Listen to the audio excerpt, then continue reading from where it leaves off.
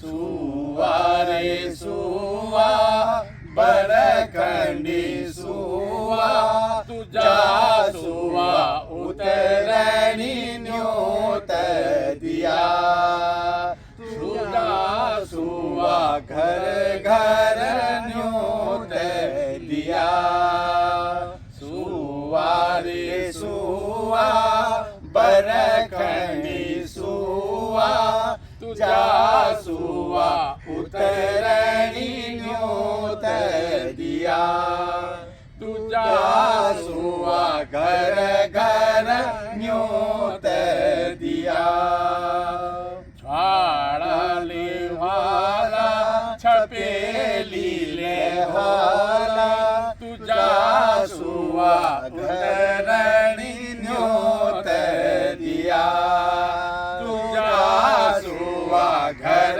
घर न्योत दिया कल्याणपुर जाए विकास नगर जाए इंद्रानगर में न्योत दिया तुझा सुवा घर घर न्योत दिया गोमती नगर जाए नील मता जाए एलडीए जाए न्योत दिया तुझा सुवा घर घर न्योत दिया अचलेली बाग जाए सरोजनी नगर जाए जारुआ घर घर न्योत दिया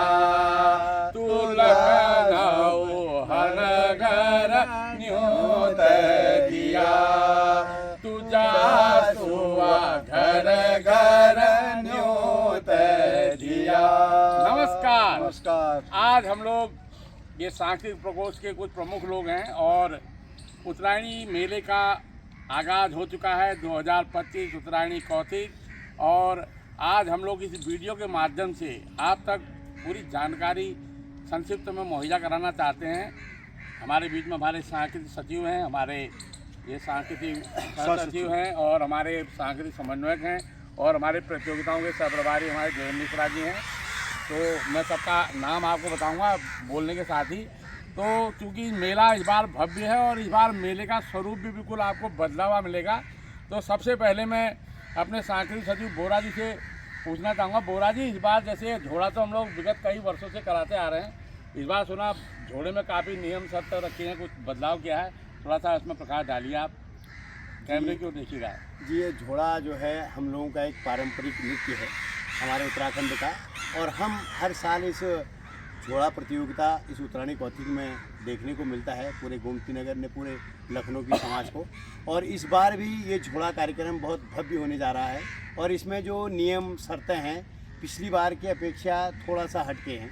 इस बार जो भी होगा सबके लिए एक सख्त नियम है कि अधिक से अधिक जो उसमें संख्या होगी महिलाओं की वो 21 होगी और न्यूनतम संख्या जो होगी वो 16 होगी। इस तरीके का एक बना गया है और हर एक का नाम पहले से ही नोट किया जाएगा, किसी महिला का नाम और उसके पति का नाम भी इसमें नोट किया जाएगा, जिससे एक कैंडिडेट दूसरे प्रतियोगिता में भाग न ले पाए, दूसरे के साथ झोड़ा न कर पाए। ये हमने इस बार जो है रखा गया है झोड़े प्रतियोगिता। बहुत बढ़िया। और जैसे कि पिछली बार हमारे पास 35 करीब एंट्रियाँ आई थी जी जी और उम्मीद है कि 35 से बढ़ के आएंगे, 40 भी हो सकती हैं। हाँ, हो सकती है। तो इन झोड़ों को आप कैसे क्रम में रखेंगे आप, क्योंकि 10 दिन का आपका मेला है, आप ये झोड़ा कितने दिन कराएंगे और किस क्रम में रखेंगे? ये झोड़ा हम जैसे पिछली बार कराते थे पंजी, 14 तारीख को मेले का उद्घाटन होता है। हाँ। 15 तारीख को हमारा सैनिक सम्मान दिवस होता है। Very good. 16 तारीख से हम इन झोड़ों का क्रम रखेंगे। अगर ये 30, 35 और 40 के क्रम में झोड़े जाते हैं तो हम इनकी संख्या 5 16 तारीख को, 5 झोड़े 17 तारीख को, 5 झोड़े 18 तारीख को, 5 झोड़े 19 तारीख को, 5 झोड़े 20 तारीख को और 5 झोड़े 21 तारीख को हम इनका रखेंगे। और इसी दौरान हम जो क्षेत्र के झोड़े होंगे और उन क्षेत्रों के सांस्कृतिक कार्यक्रम भी कराएंगे सीडी से जो होंगे पिछले साल की अपेक्षा इसी दौरान जैसे हर साल कराते हैं उसी दौरान हम इस कार्यक्रम को भी कराएंगे। बहुत बढ़िया, आप लोग इस चीज़ को गांठ बांध लें, खासकर हमारी मातृशक्ति के लोग, जैसे बोरा जी ने बताया कि झोड़े में संख्या की अनियमितता को एक्सेप्ट नहीं किया जाएगा। 16 कम से कम होने चाहिए और 21 अधिक से अधिक। अगर किसी के इससे कम हो रहे हैं, बढ़ रहे हैं, तो उसको प्रतियोगिता से बाहर समझा जाएगा। अच्छा, ऐसे ही बोरा जी दूसरा एक और डालिए। इस बार एक नया आप प्रयोग कर रहे हैं कि ये जो जी जी पहाड़ी गानों पर देसी ठुमका, जी जी ये जो कार्यक्रम बड़ा, इसको सुन के ही रोचकता लग रहा है, बहुत ही सुन के ही बड़ा बढ़िया लग रहा है। ये विचार कैसे आया आपके मन में और इसको रखने का प्रयोजन क्या है, और इसका थोड़ा सा विधान बताइए। क्या इसमें कोई एंट्री फीस भी रख रहे हैं, ये सब पूरा जरा सा बताइए ताकि लोग इसमें भागीदारी कर सकें, अधिक से अधिक लोग। ये विचार पंजी इसलिए आया क्योंकि हमारा जो उत्तराखंडी मेला होता है, लोग सोचते हैं कि केवल उत्तराखंड का ही पर्व है। हमने इस बार अपने पहाड़ी धुनों पर जो मैदान के लोग हैं वो भी इसमें पार्टिसिपेट करें, वो भी अपना ठुमका दिखाएं, वो लोगों की संख्या भी हो और हमारे उत्तराखंड कौथिग में भीड़ बढ़े और लोग उसके बारे में जाने, पहाड़ की संस्कृति के बारे में समझें। तो इसलिए हमने इस कार्यक्रम को रखने का मेन उद्देश्य यही है पंजी कि पहाड़ के मैदान के लोग भी इस कार्यक्रम में हिस्सा लें। और इस कार्यक्रम में जो आपने बताया कि एंट्री फीस इसलिए रखना ज़रूरी होता है क्योंकि उस कार्यक्रम के दौरान बहुत सारे खर्चे होते हैं और उन खर्चों को हम कहाँ से व्यय करेंगे इसके दौरान, और अधिक से अधिक उनको हमें प्राइज़ भी देना होता है। कलाकारों की एक अपेक्षा भी होती है कि हमें कोई इनाम भी मिले, धनराशि मिले।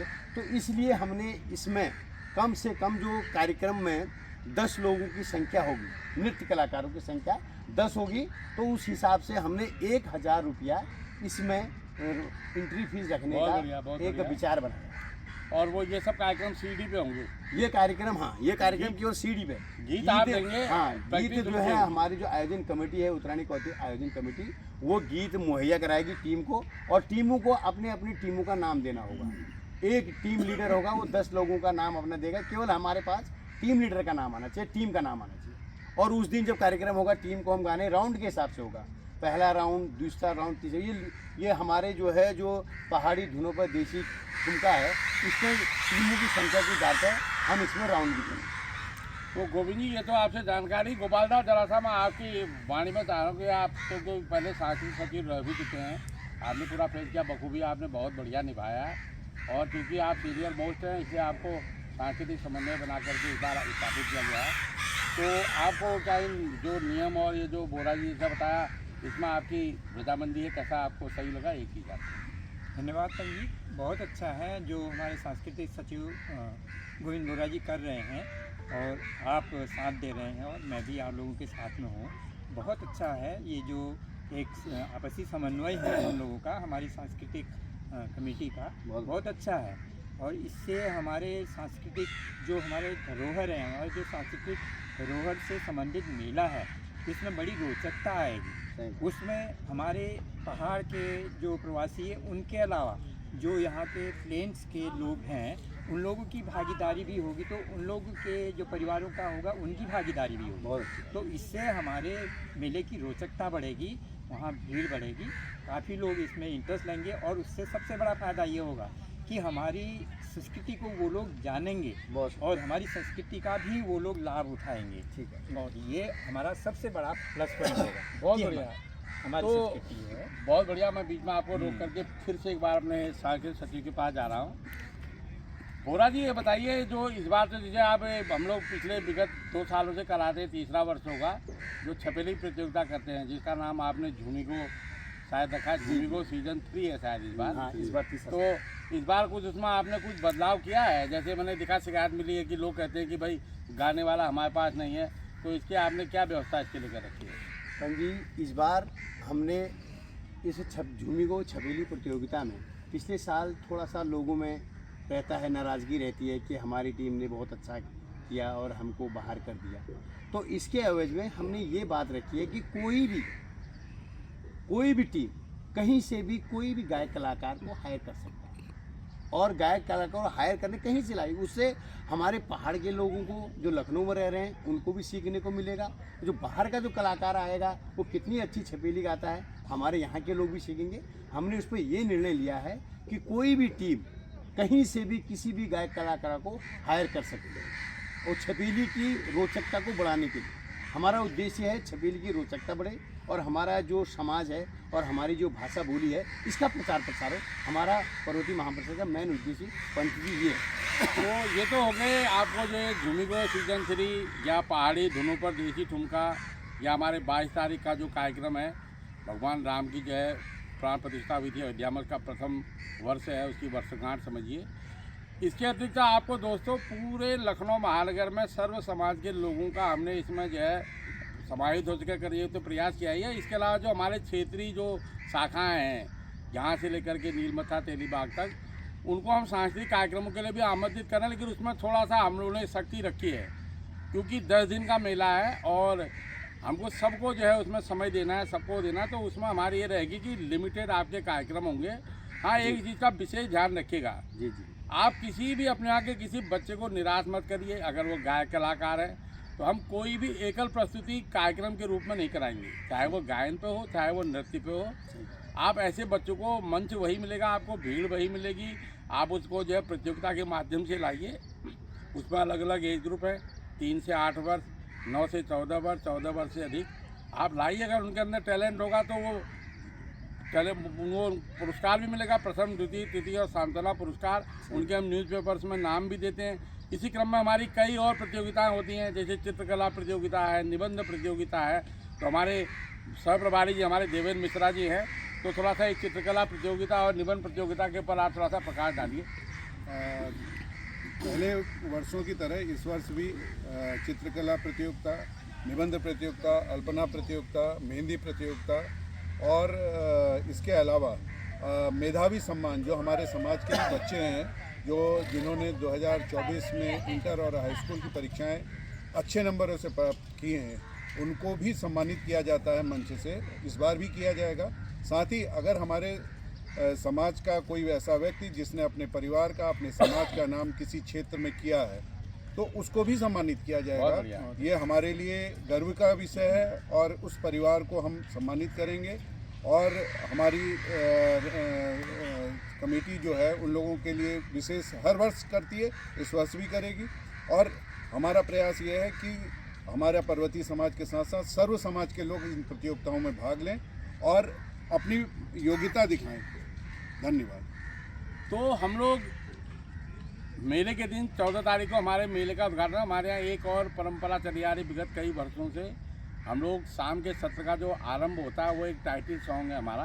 तो फतियाल जी हमारे जो सांस्कृतिक प्रकोष्ठ में बहुत अच्छे गायक कलाकार भी हैं, तो आप जरा उस गीत के बारे में बता सकते हैं, वो गीत कब होता है और क्यों करा जाता है? हाँ, वो ऐसा है कि जो हमारे पहाड़ खास तौर से गढ़वाल में वो मांगल गीत गाया जाता है आपके वैवाहिक कार्यक्रम में।